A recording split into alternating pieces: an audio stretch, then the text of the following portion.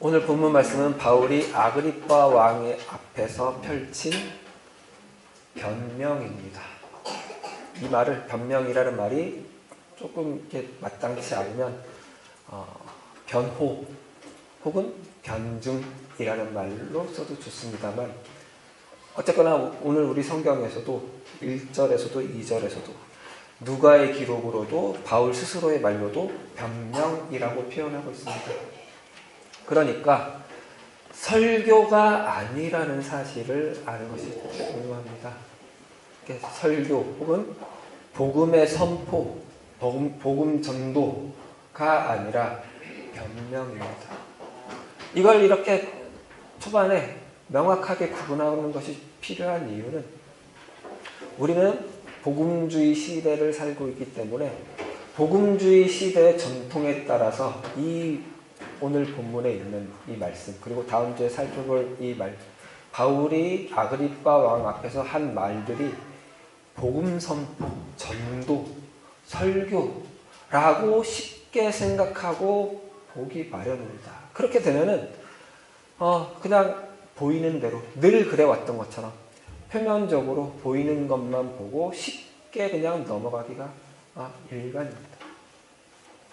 그렇게 되면 이 사도행전을 마무리해가는 시점에서 누가가 이 바울의 변명을 통해서 보여주려고 하는 것을 못 보고 넘어가겠죠. 그리고 오해하기 쉽습니다.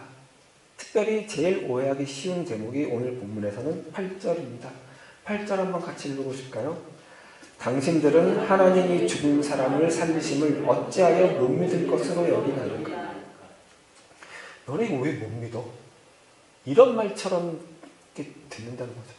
아니, 하나님이 능력이 못할 게 없는 분이신데, 생명도 창조하신 분이신데 죽은 사람을 살리는 게 하나님한테 어렵겠어?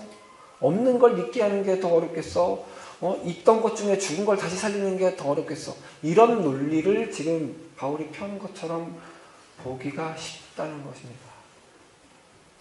그리고 그 전후로 있는 말들은 바울이 이 복음을 전파할 때 설득을 해야 되는 거잖아요. 그렇죠? 설득을 해서 믿게 해야 되는 거니까 설득력을 발휘하기 위해서 이렇게 만든 장치처럼 여깁니다. 특별히 이 8절 후반부에 있는 내용은, 그래, 나도 원래는 너네처럼 못 믿었었어.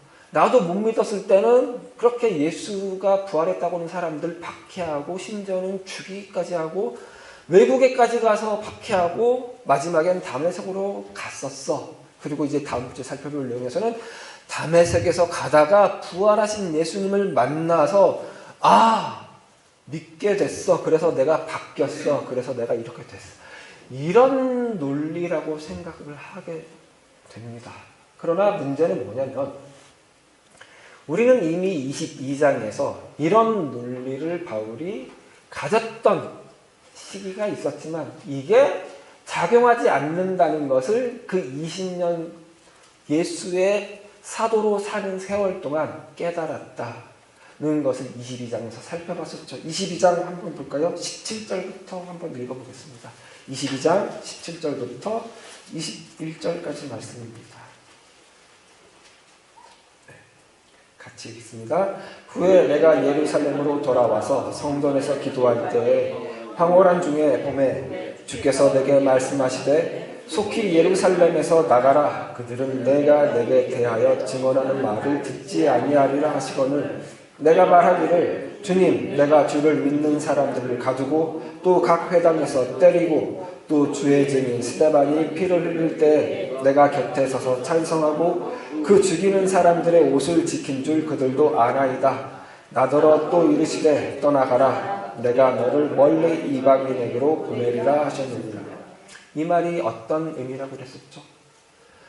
바울은 예수님을 만난 후로 예수님이 바울을 부른 이유에 대해서 어떻게 생각을 했냐면은, 그는 가장 앞장서서 예수 믿는 자들을 박해하던 자였죠. 스데반의 죽음도 마땅하다고 증인이 섰고 그 스데반이 죽는 자리에서 최고의 책임자였습니다. 그리고 다메섹에 있는 사람들까지 박해하려고 하는 열심을 가진 자였죠. 이런 자가 예수를 만나서 예수를 주라고 증언한다면 이것보다 더 설득력이 있는 경우가 어디 있겠느냐. 이 일에 가장 잘 쓰임받을 수 있는 사람이라고 스스로 생각했었죠. 그래서 예루살렘에서 그를 박해하려고 오는 유대인들을 당당하게 맞서려고 했었습니다. 그러나 예수님은 그건 그렇게 될 일이 아니다. 그들은 네가 무슨 말을 해도 못 알아먹을 것이다. 나는 그것보다 더 못 알아먹는 이방인들에게 너를 보내서 너를 쓸 것이다. 네가 그들을 설득하는 것이 아니라 내가 그들을 내 자녀 삼을 것이다. 가 이 말씀에 들어있는 거라고 그랬죠. 이게 22장에서 이미 정리가 된 마당에 25장에서 하는 바울의 그 이야기가 이거랑 다른 이야기일 수가 없겠죠. 그러니까 바울이 그가 유대인 가운데 가장 종교적인, 가장 헌신된, 가장 모든 것을 잘 지키는 유대인으로 자기를 소개를 하고 또 그 열심으로 예수 믿는 자들을 박해했던 이야기를 하는 것이 내가 몰라서 그랬어. 하지만 너네도 믿게 되면 달라질 거야. 라는 설득력을 제공하려고 한 말일 수가 없다는 것입니다. 왜냐하면 이 일은 그런 설득력으로 이해로 된 일이 아니기 때문입니다. 그걸 바울은 20년 그 선교 생활을 통해서 전도 활동을 통해서 충분히 알았고 그 이야기를 22장에서 명확하게 밝혔고 그러고 나서 지금 아그리빠 왕 앞에서 하는 이야기니까 이게 전도, 설득해서 이해시켜서 회심하게 하려고 하는 전도가 아니라는 뜻입니다. 그러면 바울은 이 말을 어떤 맥락에서 어떤 이유로 이 말을 했을까요? 말 그대로 변명입니다. 변명. 무엇을 위한 변명이죠? 이 변명이라는 말을 너무 변명 같으니까 싫어서 변호 혹은 변증이라는 말을 쓰고 그래서 이 바울의 이 대목으로부터 말하자면 기독교 변증학이라는 것이 발달이 되었다고 많이 보고 있습니다. 기독교 변증학이라는 것은 기독교는 참된 종교이다. 다른 이방 종교들과는 다르다라는 것을 나름대로 논리적으로 체계를 갖춰서 이렇게 제공하는 학문입니다. 그런데 이건 변증도 아닙니다. 만약에 그게 기독교랑 연결이 바로 된다면 말이죠. 기독교 변증학 같은 것을 바울이 이 자리를 통해서 펼친 것이라고 본다면 그것도 아닙니다. 바울의 오늘의 본문, 다음 주에 살펴볼 본문의 이야기는 변명이라고. 어떤 변명이겠어요? 나는 죄가 없다 라는 사실에 대한 변명입니다. 내가 믿는 것이 참되다, 기독교는 진리다 라는 이야기에 앞서서 나는 죄가 없다라는 이야기를 하고 있는 거라고요. 그 죄가 없다고 하는 이야기를 하는 가장 좋은 방법이 뭐였냐면 바울 자신이 했던 모든 행동은 유대 신앙 안에 있는 행동이다. 내 조상들이 믿던 그 신앙 안에 있던 그 신앙 그대로 내가 가지고 있다. 나는 그 신앙 안에 머물러서 모든 행동을 했다. 그러니 내게는 죄가 없다. 라는 이야기를 하는 거예요. 그러면 8절은 뭐예요? 이 8절은 너네 왜 못 믿냐 하는 어떤 질책이거나 비난이거나 혹은 안타까움인 것이 아니라 이 변증, 이 변명 안에서 있는 나름의 수사학적인 표현입니다. 너네가 왜 못 믿게 됐냐 하면 이런 뜻입니다. 이걸 제대로 보려면 7절을 확실하게 봐야 돼요. 7절 한번 볼까요? 7절 봅니다. 이 약속은 우리 12지파가 밤낮으로 간절히 하나님을 받들어 섬김으로 얻기를 바라는 바인데 아그리빠 왕이여 이 소망으로 말미암아 내가 유대인들에게 고소를 당하는 것입니다. 이 소망이 뭐죠? 이 약속이 뭐죠? 부활이죠, 부활. 그죠? 하나님이 죽은 자를 다시 살리시는 것. 이게 유대 신앙에서 제일 중요한 중심이며 핵심입니다. 그러니까 유대 조상들이 이 신앙을 지키고 살았고 바울도 이 신앙을 지키고 살고 있는 거예요.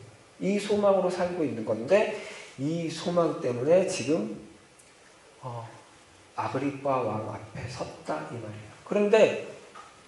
그런데 문제는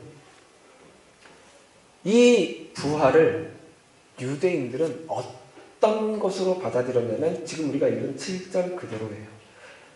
12지파가 밤낮으로 간절히 하나님을 받들어 섬김으로 얻는 것이라고 봤다. 얻는 것이 뭘 통해서요? 간절히 하나님을 받들어 섬김으로 얻는 것. 조금 더 밤낮으로 간절히 하나님을 섬김으로 하나님을 받들어 섬김으로 얻는 것. 그런데 이건 원래 뭐라고요? 6절 볼까요? 6절. 이제도 여기 서서 뭐죠?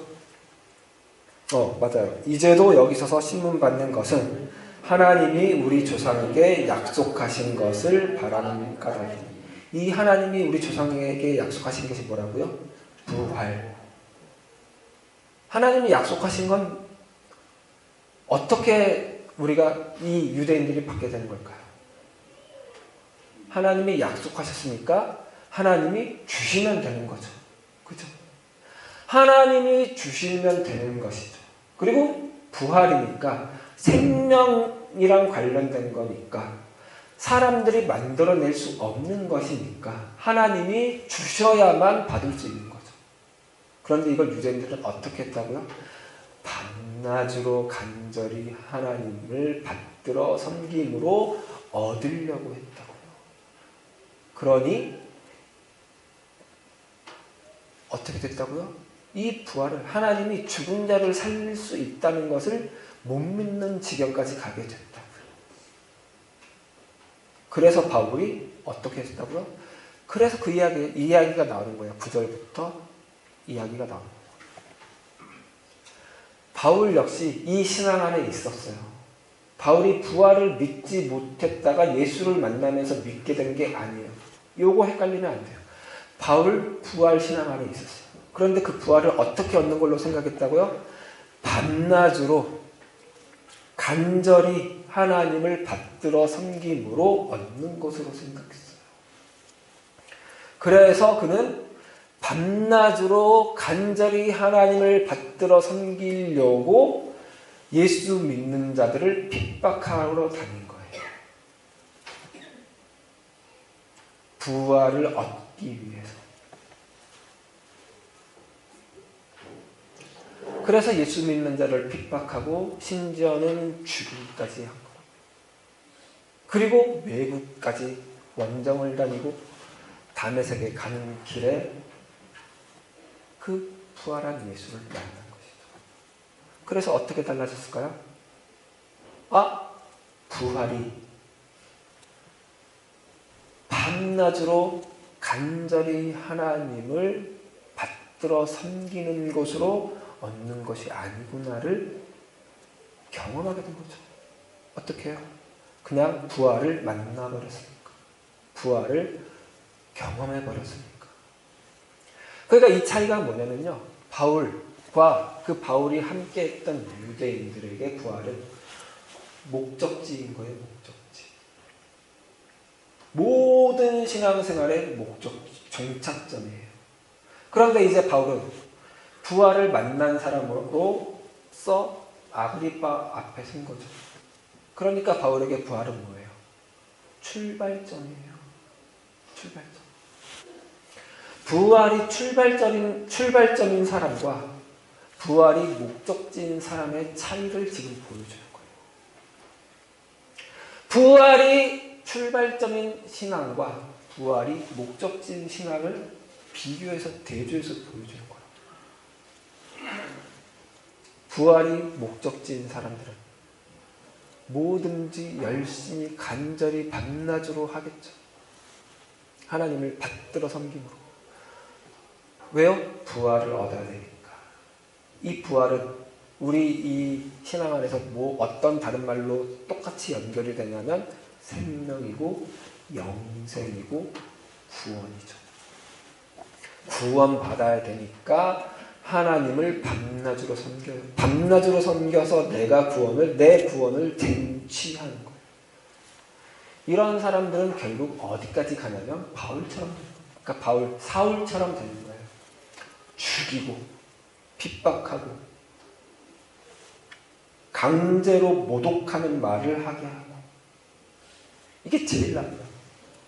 그냥 죽이는 것보다 더 나쁜 거예요. 강제로 모독하게 하는 말. 누구한테 모독하는 말을 하게, 누구를 향한 모독이겠어요? 예수를 향한 모독이겠죠.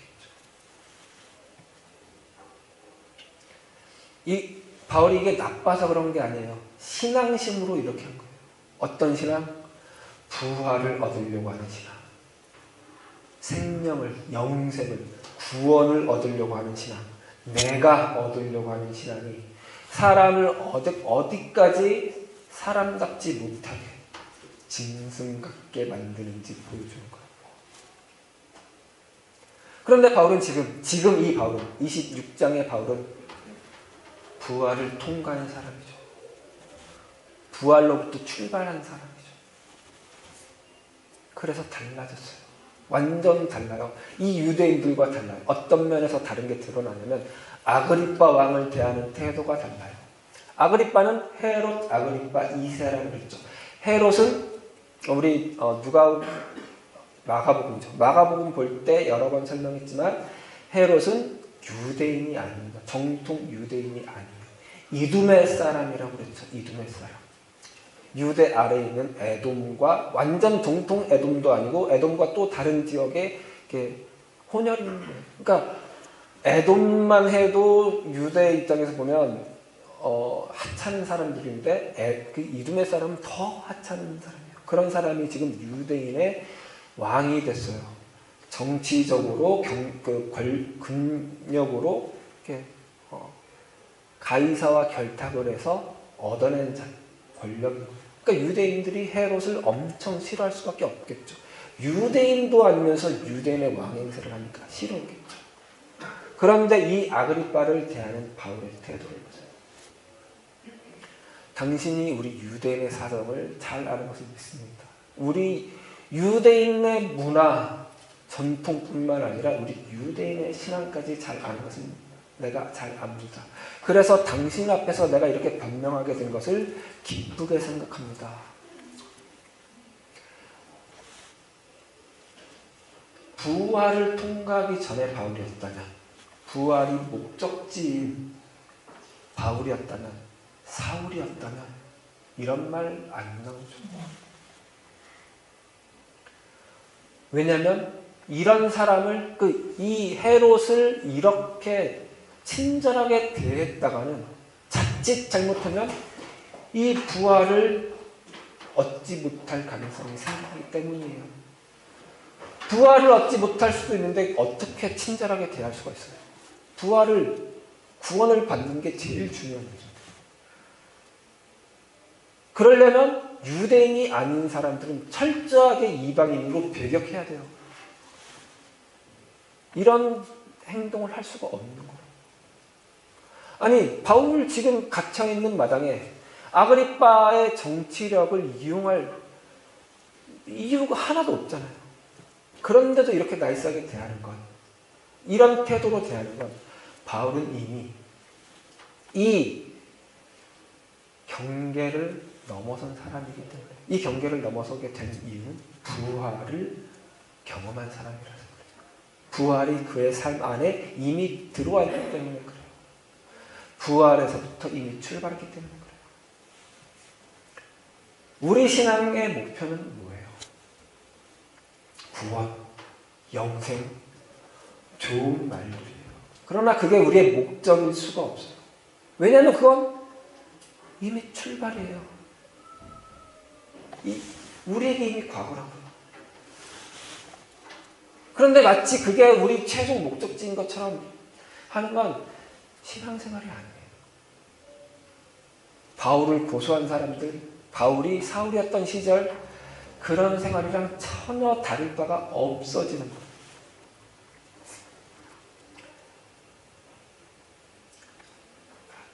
부활, 영생, 구원, 이거를